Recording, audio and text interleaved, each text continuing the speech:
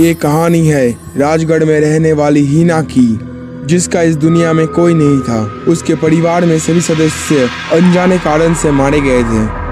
Forest department में job होने के कारण वह जंगल में निरीक्षण करने के लिए गई थी। डिपार्टमेंट द्वारा उसे जंगल के 3 किलोमीटर अंदर एक पुरानी हवेली रहने के लिए दिया गया था। हीना जिस जंगल में निरीक्षण करने के लिए आई थी, उस जंगल का नाम दैत्यवन था। एक सुनसान और डरावना जंगल, जैसा नाम वैसा ही ये जंगल था। पर हीना इस जंगल से अनजान थी। उसके साथ उसका टीम मेंबर आकाश भी था। काम के पहले दिन हीना और आकाश ने अपना काम पूरा किया और हवेली के अंदर आ गए ताकि वो आराम कर सके। उन दोनों को बहुत भूख लगी थी, इसलिए आकाश खाना लाने शहर की ओर गया था। हीना उस हवेली में अकेली थी। आकाश के जाते ही हीना को किचन रूम से आवाज आने लगी। आवाज सुनकर पहले वो थोड़ा डर गई, पर फिर हिम्मत करके वो उस तरफ देखने के लिए गई। उसने जाकर देखा एक बूढ़ी औरत खाना पका रही थी। हीना ने उनसे पूछा तो उन्होंने कहा कि वो डिपार्टमेंट की तरफ से खाना बनाने के लिए आई है। खाना बनकर तैयार था।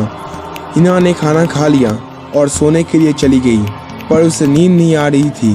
तभी नीचे के कमरे में उसे एक आवाज सुनाई दी। उत्सुकतावश वो उसे देखने के लिए नीचे के कमरे में चली गई। वह उसे एक औरत की तस्वीर दिखी जिस पर बहुत धूल जमी हुई थी। हीना ने उस बूढ़ी औरत को आवाज लगाई।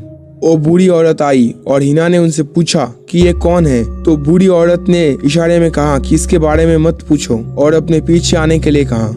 हीना और वो बाहर आकर कुर्सी पर बैठ गए। हीना के बार बार पूछने के कारण तो बूढ़ी औरत ने कहा ये इस हवेली की मालकिन है। पहले ये बहादुर शास्त्री की हवेली हुआ करती थी। उनके साथ इनकी शादी हुई थी, पर ये किसी और को प्यार करती थी। इस कारण इन्होंने अपने पति को जहर देकर मार दिया। मरते मरते बहादुर शास्त्री ने इन्हें श्राप दिया कि अपने हाथों से अपने वंश को नष्ट कर देगी, अपने वंश के एक भी व्यक्ति को नहीं छोड़ेगी। बहादुर शास्त्री के मरने के बाद इन्होंने अपने प्रेमी से पुनः शादी किया और इस हवेली की मालकिन बन गई, पर श्राप ने इन्हें नहीं छोड़ा। ठीक 15 साल बाद ये भी मर गई और कहते हैं इन्होंने ही श्रापित चुड़ैल बनकर अपने बच्चों को एक एक करके मार दिया। इतना कहकर वो बूढ़ी औरत वहाँ से चली गई। तभी आकाश वापस आ गया। हीना ने सारी बातें उससे कही, फिर वो दोनों सो गए। अगले दिन हीना ने डिपार्टमेंट को कॉल किया तो उससे उन्हें पता चला कि उन्होंने कोई भी काम वाली वहाँ पर नहीं भेजा। ये सुनकर हीना की दिल की धड़कनें बढ़ गई। वो सोच में पड़ गई कि आखिर वो बूढ़ी औरत कौन थी। उसने ऑनलाइन उस महिला की फोटो की खोज की तो उसे पता चला कि वो औरत और कोई नहीं, उसी की दादी थी। तभी उसे समझ में आ गया कि इस श्राप की वजह से उसकी भी जान खतरे में थी। वो और आकाश तुरंत वहां से निकल गए। रास्ते में आते वक्त उनकी दर्दनाक सड़क दुर्घटना में मृत्यु हो गई। बहादुर शास्त्री का श्राप पूरा हुआ। किसी को ये पता नहीं चला कि आखिर खाली सड़क में उनकी कार का एक्सीडेंट हुआ ही कैसे। ऐसी और वीडियोस देखने के लिए हमारे चैनल को सब्सक्राइब कीजिए। वीडियो अच्छी लगी तो लाइक कीजिए।